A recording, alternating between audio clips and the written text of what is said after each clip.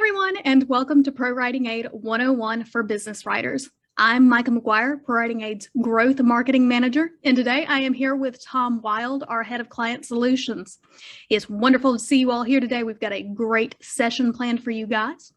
On today's agenda, we are going to be covering some of the most important reports for business writers, including the RealTime Checker and Goals Sidebar, the Summary Report, the Readability Report, the Style Report, and the Sticky Sentences Report. If we have time, we may cover a couple of other reports and some of our favorite tools outside of our reports that our business writers find incredibly useful, such as our style guide. But again, that's just going to depend on our time today. Ultimately, we really do want this to be driven by what you guys would like to know. So if you have any questions at any point during the walkthrough, please go ahead and throw those into the Q&A box. We will try to get to as many of them as we can at the Q&A session, probably about the last 5 to 10 minutes of our session. If for some reason we are unable to get to your question, please feel free to email us at hello@prowritingaid.com. Put in the subject line you were part of today's Business 101 session, and we will get back to you as soon as possible. Hopefully get those questions answered for you guys. All right, well, Tom, I think that covers our housekeeping for today. So let's go ahead and start with the walkthrough. Great, thank you, Micah, and welcome everybody. Great to have you with us. And like Micah just said, this is your opportunity. This is your session. So if you're a new user, or even if you're an experienced user of ProWritingAid, but you've got questions or things that you want to see work or what you want help with, now's your opportunity. Get those questions in. We're going to go through or focus most of our time in the web editor, just like Micah said, but we will quickly show you the Word add-in and also the Chrome extension, hopefully as well, if we've got time. The point about ProWritingAid, or one of the points about ProWritingAid, is that you have a very familiar look and feel to the tool wherever you're writing. So whether you're using the web editor or the Word add-in or one of our extensions, you have a very familiar layout that will mean you know where you are and you know the tools available at your disposal. Right, let me just share my screen. Okay. So I run a lot of demos for a lot of different customers, and many of those customers share the same issues and the same challenges they're trying to overcome. And one of those really is that what we're trying to do in business writing is very much the opposite of what we're doing in creative writing. We're trying to deliver information really succinctly, really quickly, in an order that grabs our readers' attention and keeps them reading. So brevity, clarity, plain English, all those things are important, but obviously accuracy is too. So what we're going to look at is how ProWritingAid helps you across all of those areas. Now, what you can see is our web editor interface with a range of buttons across the top. Before I get into the detail, let's just take a quick moment to look at settings, because ProWritingAid works in a variety of a number of variations of English. So you can select the variation of English that you're using or that your customer expects you to use. Obviously, this really has the greatest impact on spelling. You know the kind of differences you might see between, say, UK, where I'm based, UK spelling, and US spelling. So you can set that here. You can also set your document type, but actually we can do that in the tool. So we'll take a look at that in the tool in a minute. Let's dive straight into the reports. Now, my favorite description of ProWritingAid is the kind of editor on your shoulder, or the second pair of digital eyes. So it's very simple, very easy not to see your own mistakes or your improvements. And in fact, when you're proofreading your own work, we tend to gloss over those things. So what ProWritingAid does is catches those issues as well as making suggestions for how you can improve your writing. And it's not just saving your time, it's saving your team's time. Because even if you have a proofreader or an editor on your team, they tend to get distracted by the simple typos, the simple grammar problems. What ProWritingAid wants to do is take those issues away from you and leave you to focus, and leave your editor, leave your manager, whoever's doing that kind of work for you, leave them to focus on the content. You should be focusing on the content. How are you positioning your argument? How are you drawing your reader in? We'll take care of the rest. Okay, we're going to do that by turning on the RealTime Checker. RealTime Checker is like a grammar checker on steroids. So we'll work through a few examples here, but you can immediately see what's happened in a document is a whole bunch of highlights have appeared, and this little number up here, which tells me I've got 35 improvements or corrections to make in this document. And I can hover over any of these highlights to see what the message is, what the change is that I should make. So don't get overwhelmed, just work at first and foremost with the real-time checker. It's like the high-level view. What I mean by hovering is if I just click, in fact, let's take board, okay? I recognize I've got a confused word here, right? On board should be spelled B-O-A-R-D, not B-O-R-E-D. So if I click here, it will just make that change for me. And then it recognizes actually that the on in this instance is correct. So that's removed that highlight too. And I can just move straight on to the next highlight. Okay, I've got a possible misspelling. Again, any grammar spell checker worth its salt will pick this up. Okay, nothing special here, but we'll build into a few of those in a minute. You can see I've got a couple of options here. I can ignore. Ignore is your friend. So if you don't agree with the correction, maybe it's a style or readability correction, but you don't agree with it, just ignore it and it will remember your ignores.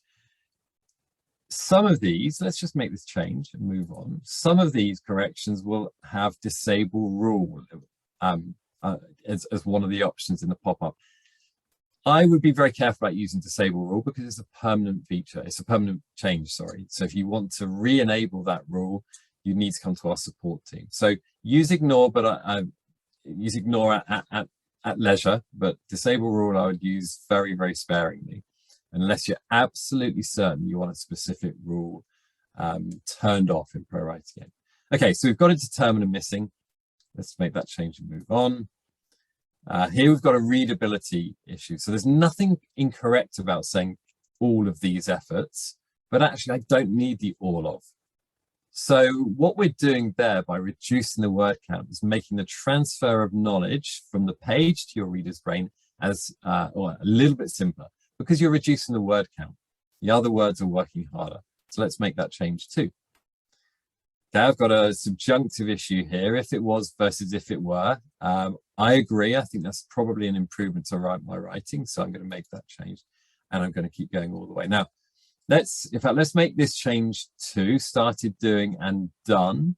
Done again, one word versus two.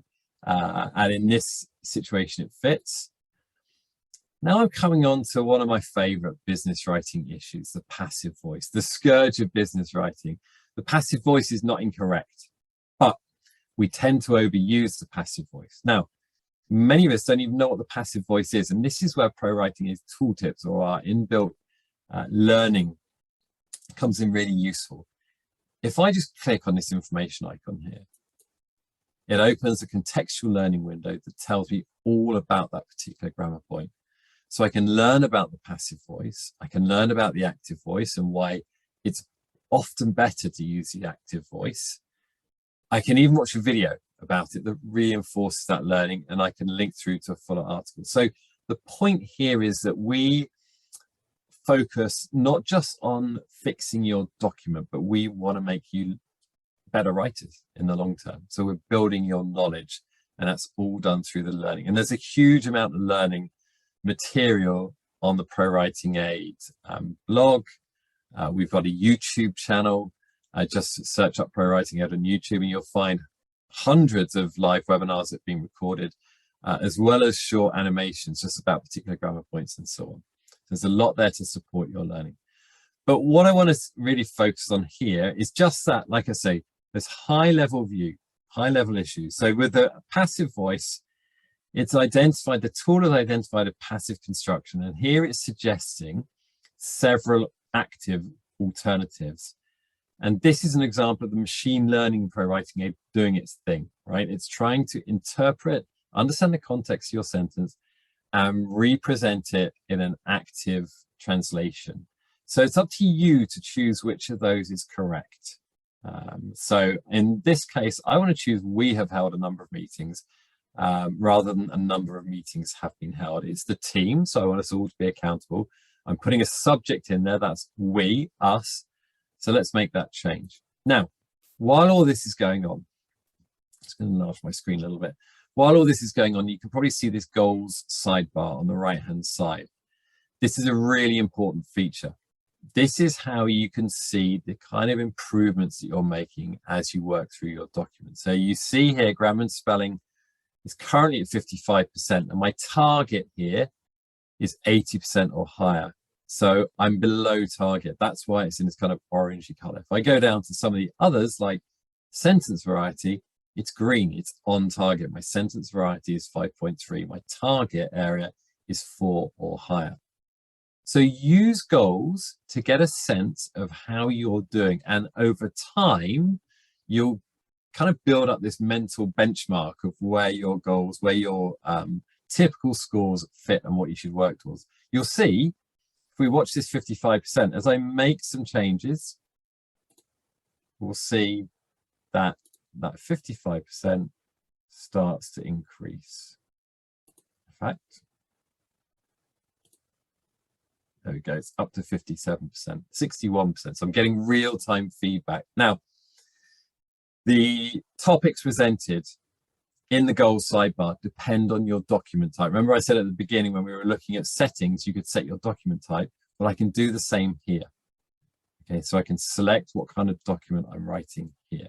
And you can see I've got a general setting. So this is a general business document, which is why it's presenting these particular metrics.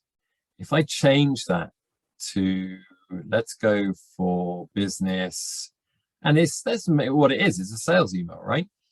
So you'll see immediately it presents a different range of metrics. So yes, grammar and spelling is still very important, but then it's looking at customer focus score, style, what we call we, you, linkers, readability, positivity. So there are metrics here that are much more related to this, sending a successful email. So use that to guide you and use that document type selector to your own advantage. Just quickly, there is another tab here on that sidebar, improvements. All that does is allow you a different place, different way of making the correction. So you can see, in fact, let me just go back to general. You can see that I can filter the type of error in my document, the type of improvement, but I can also just work down through each change here in the sidebar rather than in the document itself. Now, I personally prefer working in the document, but that's totally a personal preference point, okay? So do what you feel more comfortable with. Right, that's the real-time checker. It is your friend. Let's get into a few of these other reports. And the first thing to say here is do not worry about the fact that there are around 20 reports here. We don't expect users ever to run all reports. In fact, we suggest you don't. Some of these reports will not be relevant for the type of document you're writing. They may be relevant to creative writers, not business writers. The important thing about ProWritingAid is to use it for a period of time and build up your familiarity with it. And you will soon learn which of these reports delivers the most value to you. Now, to help you do that, this summary report is a great place to start. It's a little bit like goals, but it goes into greater detail. And it's looking at all metrics across your document. You can see it presents grammar, spelling, and style right up front. They're your headline scores every time. So you can see my grammar and my style needs some serious work. Then it's bunching together all the metrics where you're looking good, your document's looking good. And I can go to the detailed part of this report just by clicking on the actual metric title. So here I've pinged down some readability grade in the report. You can see I'm kind of halfway through the report. And you can see, although my readability grade is just about on target, there's a really simple, really nice visual here that tells me actually 10% of my paragraphs or thereabouts are actually very difficult to read still. So this is something I might want to look at later on, readability. So again, digest and go through the summary report at your leisure. It's good to go through that, familiarize yourself, but then Once you've done that, you'll start to use it just for the areas that it highlights, and the areas that you find you get a lot of value from. Here are the areas where my document needs more work. We know about grammar, style, and oh, spelling's not here actually. That's okay. We know about grammar and style, but look, sentence length, business jargon, glue index, that relates to sticky sentences, and weak adverbs. So those are some of the reports I probably want to run. Let's go and take a look at those right now. So we're going to jump into style first of all. Now, style is going to work a little bit like the real-time checker, but it's going to categorize problems or improvements by type. So you can see I've got a bunch of style guide items here. I've got some business jargon phrases found, and I can easily navigate to any of those. There we go, cutting edge. Should you replace that with groundbreaking? Yeah, I think that's probably a good idea. Bandwidth. Okay, should you replace that with capacity, spare capacity? Yeah, I like that too. It's a plain English version. You can see quickly I've got my passive voice, my passive verbs here grouped together. And again, I can navigate down through the sidebar or through the document itself. It's totally down to personal choice. But those suggestions will be in the pop-up, so you can make that change. There's a great example here. So we've got a few to work through actually, look. So thus far, actually readability is much better if you just remove things like thus far. They're totally unnecessary. And look, that's solved a whole bunch of problems in that sentence. In fact, the only problem remaining is the majority of. If we change that to most, again, we're cutting out 2 words from a sentence. So we've cut that sentence by about, I don't know, probably about 40% already. Just by running this style report and making a few changes. Okay, let's go from the style report into readability, because I mentioned this one. Although we're on target with readability, it's an interesting report to show you. You're going to get a bunch of readability statistics. You're probably all familiar with readability statistics. The 2 most common ones, probably Flesch Reading Ease, Flesch Kincaid grade. What you really need to know about readability is it is usually measured. By looking at, or calculating rather, the average number of words in a sentence and the average number of syllables per word.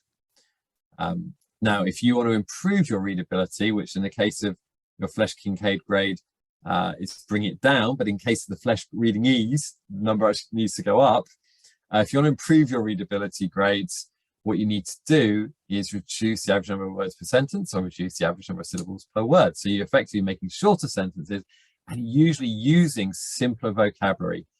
Don't go in for these long, complex words that we think are impressive, because they're not. They just cause your readers headaches. That is obviously a great big caveat there. If you're working in a technical industry, technical business, there are certain terms, certain jargon terms that you will need to use and your reader will be very familiar with. We're not against jargon per se, but you use jargon where it's necessary.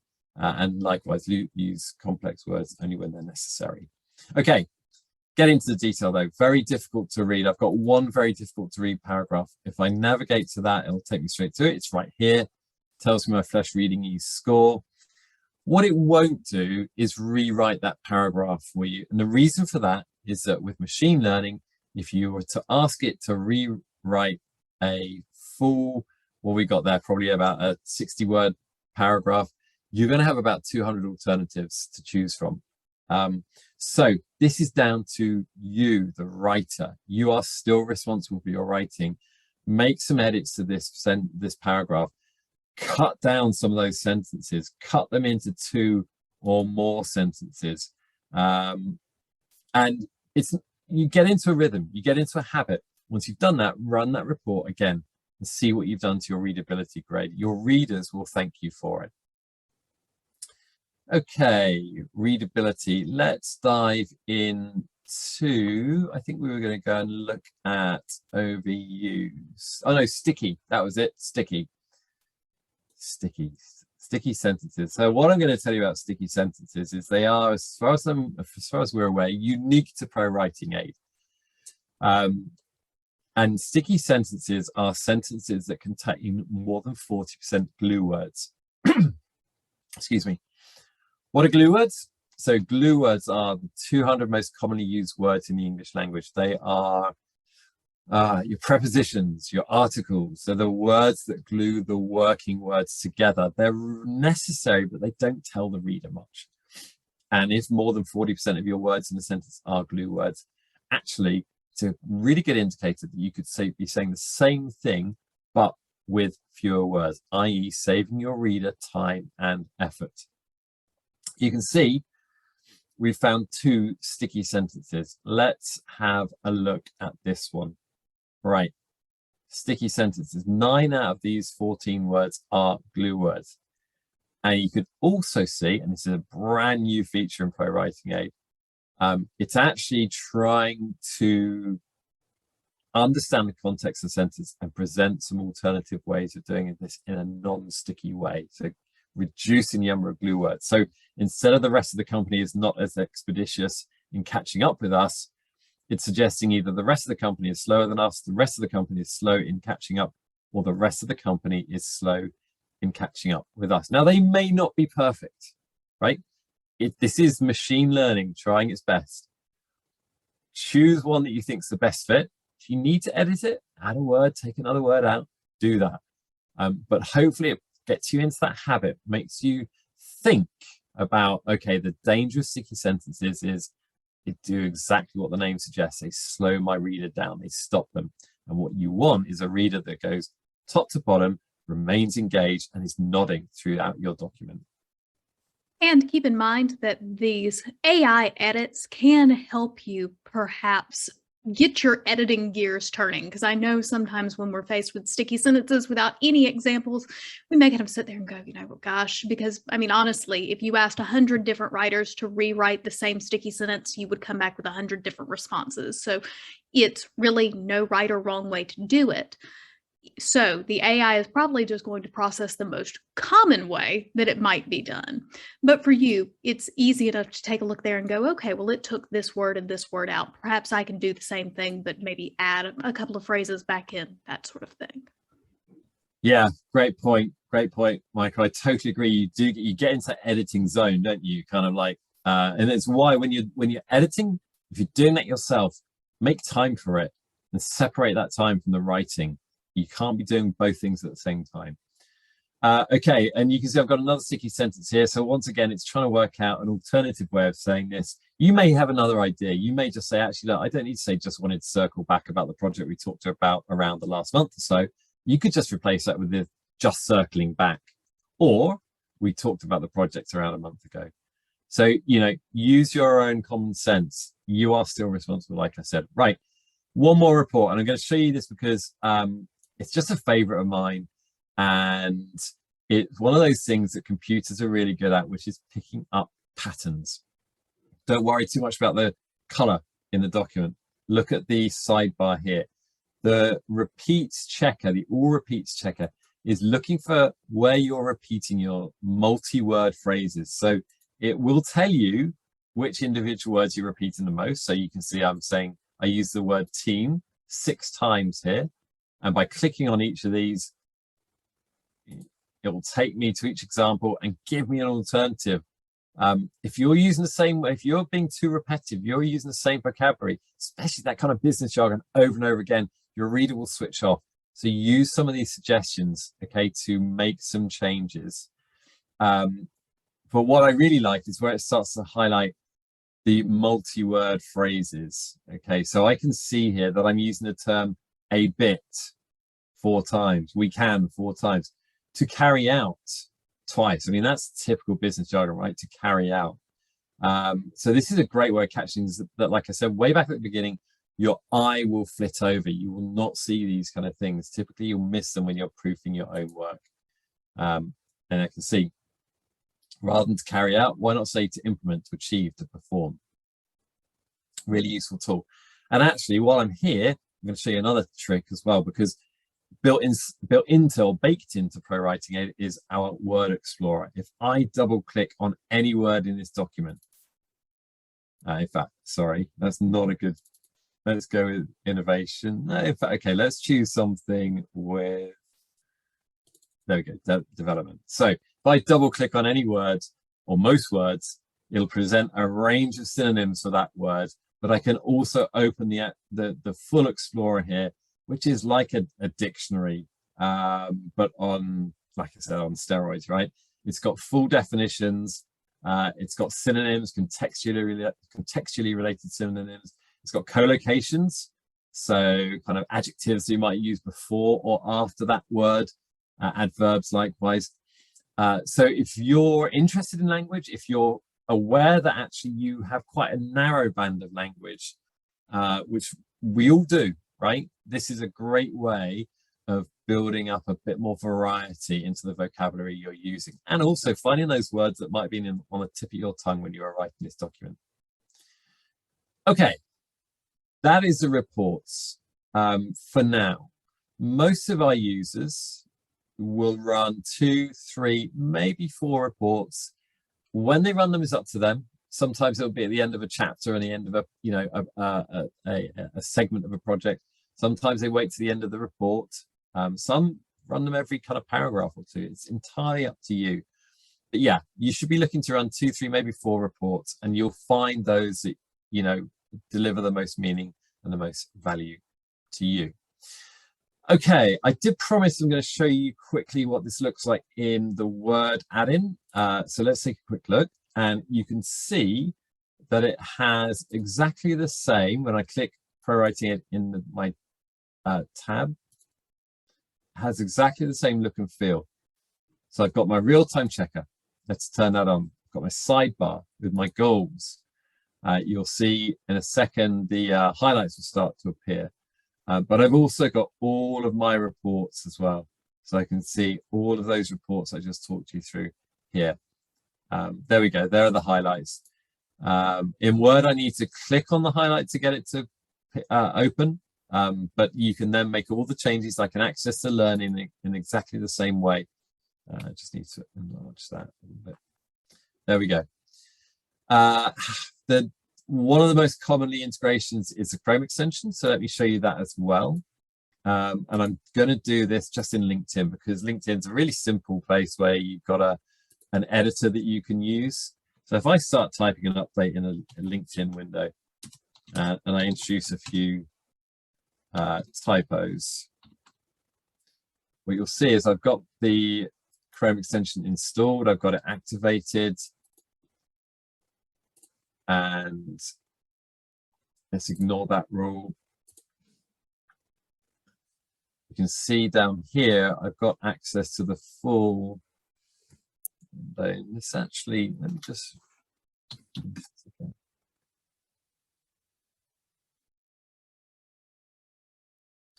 Okay, this is the danger of doing a live demo. For some reason, it's not spotting those spelling mistakes. I'm just going to try again.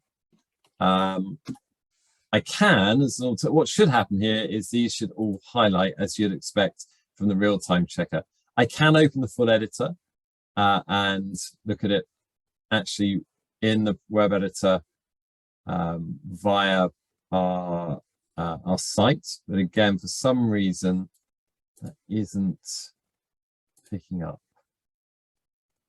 So I'm going to finish this call and have a chat with our developers, because in 3 years at ProWritingAid, I've never seen our Chrome extension not working. I'm sure there's a good explanation for that, but give it a go. Okay, let's go back in. So let's have a look now, a couple of the other features that are built within ProWritingAid that you might want to use. One of the most common ones for business users is our style guide tool.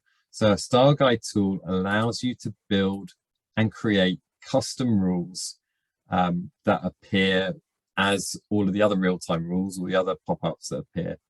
So to give you an example, let's start with a fairly straightforward one. We have a pharmaceutical client, and this particular client didn't like the use of the adjective good or bad being used to describe a reagent. So they created a really simple rule, or we created a really simple rule for them in this case. And there are 4 steps to this process. We simply enter an example wrong sentence. So here we go, a wide variety of good reagents. Then we create a match. So we're telling the computer what to look for, what the actual error term is to search for. And here, it's the word reagent, but it could be preceded by good or bad. So we put good and bad in brackets, which means it will look for one or the other. And then we suggest a replacement. Now, our replacement here is appropriate rather than good, or inappropriate rather than bad. And we use tokens, tokenization, just to tell the machine to use token 1, which is actually word number 2 in a sequence. And don't worry too much. We have blog guides that can help with creating these rules. And that will mean that the word reagents is just put straight back into this sentence, but with the correct or with the preferred adjective. And then I create a message. So the writer knows what they've done wrong and how they should improve it. I test that rule. Yeah, that works okay. I'm just going to copy this rule, this example, go back into the example we were working through and paste that in there. Turn on the real-time checker. And there we go. It's already found it. So there's my message. And there are my 2 alternatives. Remember, the alternatives were separated by an @ symbol. It's not live anymore. But that @ symbol just separates suggestions into different clickable entities. So I've got appropriate reagents or inappropriate reagents. I can choose the correct one and pop it in. Start guide rules can get far, far more complicated. You can see a good example here where we are creating a rule specifically for a missing Oxford comma or serial comma. Often, different organizations have different views on using the Oxford comma. What we're doing here is we've created a string, a pattern, defining what types of words the computer should look for and what's missing. And here we're using what's called POS tags, parts of speech tags. It's a linguistic categorization of language terminology. So here in these brackets, we're saying to the machine, look for either a noun, singular, plural noun, verb, or gerund, followed by a comma, followed by another singular, plural noun, verb, or gerund, followed by a coordinating conjunction.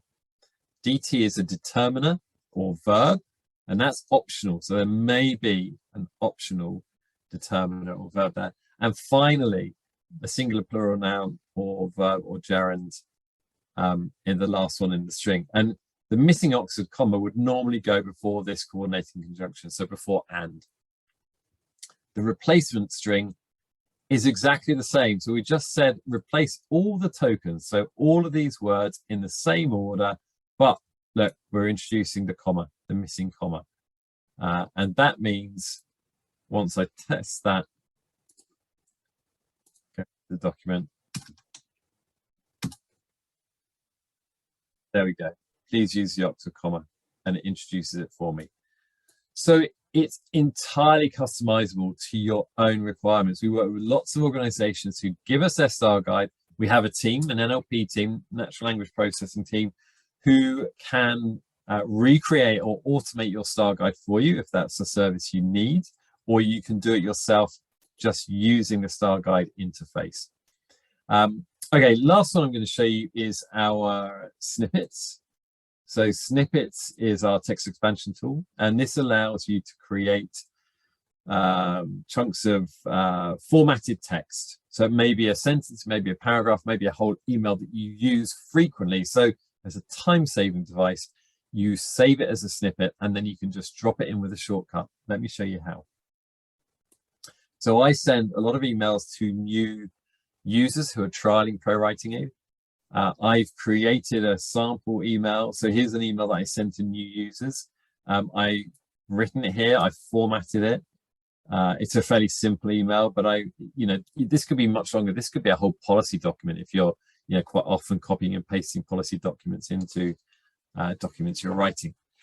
I create a shortcut, and that means when I write that shortcut, okay, with the backslash, you'll see what happens. I start writing the shortcut, and the options appear here.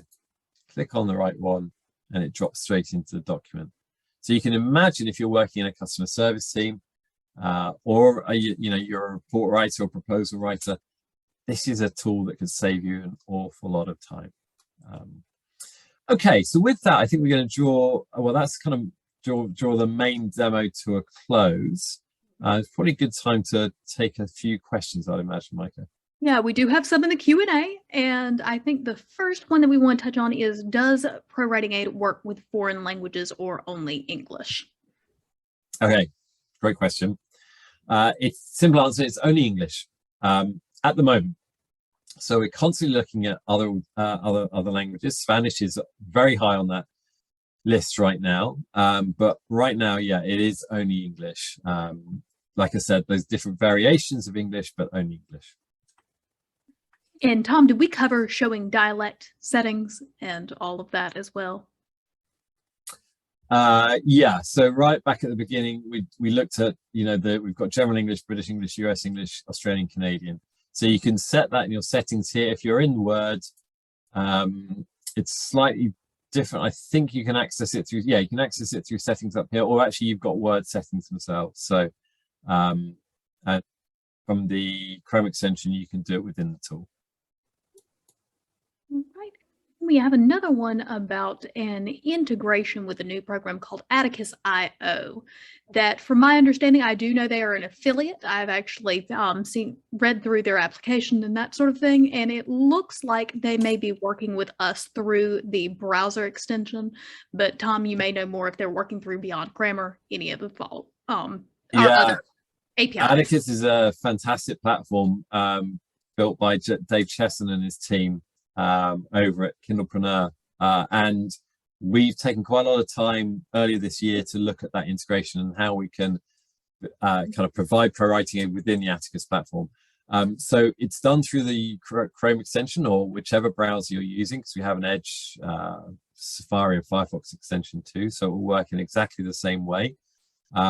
It's only been live about 2 weeks, I believe, so yeah, we're really proud of that one. But it's something we're constantly trying to do. If you find there's a platform, a web app that you're using frequently, and it's not working, if the Chrome extension or another extension isn't working there, it's generally something we can fix. But most major kind of writing apps, writing platforms, CRM, customer service platforms, ProWritingAid, our browser extensions will work within them. And if you happen to have any native apps that say you are a huge fan and you wish you could get our tool in them, let us know, just in case. We're always keeping an eye out for possibilities, partnerships, things like that.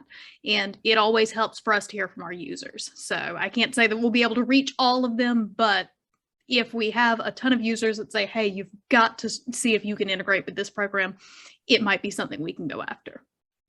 Yeah, that's a really good point. And in fact, I mean, we have a ton of users that are from Amazon, and they use Quip at Amazon as one of their, their most commonly used bits of software. And we've recently enabled ProWritingAid within Quip as well. So, yeah, and on your point about native apps, Mike, it's probably a great time to mention that, we're currently working on our own native Windows app. We're probably, I can see you smiling because we're quite close to kind of releasing it, which is an exciting Didn't know if I needed to mention it yet. Well, I think as long as we're not broadcasting it too far and wide, right? Yeah, it's a secret just amongst ourselves today. But yeah, you should see some big news coming out of ProWritingAid in the next month or so. And hopefully the Mac app will be following, so. Exactly it. All right. And I guess our last question is just in regards to security. How are we keeping everyone's documents safe? Yeah, so this is a great and very, very important question, particularly for business users. So we work differently to many of the other competitors out there. We we don't store any of your material. So when we're doing the analysis on your text, we don't store copies of it. And that's really important for privacy and security points of view. So any app using machine learning like this will be transmitting and analyzing your text elsewhere. In our case, we do that in our Microsoft Azure hosted servers in the US. We do build on-prem versions. So if you've got a large corporate user base, potential enterprise customer, then we do offer on-premise solutions. But our cloud solution is hosted in Microsoft Azure in the US. We encrypt your data. So when we transmit your text, it's encrypted using TLS 1.2.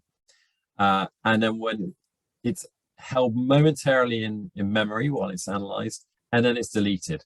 And we just return to you the HTML tags, which are all of the notifications. What the other important point to make is we don't use your text to train our machine learning models. Okay, we don't need to, because we do that using data we acquire from professional editors. So again, unlike other providers out there, there is nowhere in our terms and conditions where we state that we have the rights to use or license your text, which, believe me, is in terms and conditions of other providers. And this is a real sticking point. Many people, many organizations don't realize this. When they're signing up to other providers, they may be inadvertently giving them permission to use their text. Now, whatever, they'll have their own reasons for using it. Doesn't really make any difference. It's still compromising your privacy rules, your privacy guidelines. So yeah, from ProWritingAid, that's not something we do. We don't store and we don't use your text. And this is why, for say HIPAA compliance in our cases, it's actually something that's native and built into the tool. So that's why you guys don't have to sign business advocate agreements or BAAs to become HIPAA compliant, anything like that with ProWritingAid. That's right, and we're currently going through SOC 2, so we'll have our SOC 2 accreditation within the next few months. All right, well, Tom, it looks like we have covered everything in the Q&A. And we are right on time. Great stuff. Okay, well, thank you everybody for joining us. Thank you, Micah. It's been a good one. Yeah, and thank you all for joining us. And we hope that you get a lot out of the tool, and today's walkthrough was a big help. Give it a try, give it a shot, and happy writing.